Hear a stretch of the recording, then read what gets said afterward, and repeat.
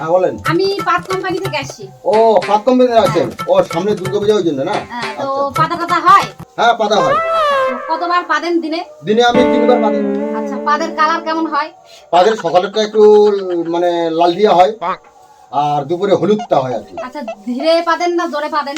আমি জোরে বাঁধি, সকালবেলাটা জোরে বাঁধি, একটা গুজনি বার হয়ে যায়। আরে দেখবেন নাকি? দেখবেন? তো পাততে কষ্ট হয় আপনার? হ্যাঁ একটু কষ্ট হয়, তখন এই যে আমি একটু শুনতে লাগে, শুনতে লাগে পাত দিই। তারপরে এই যে তিল আছে।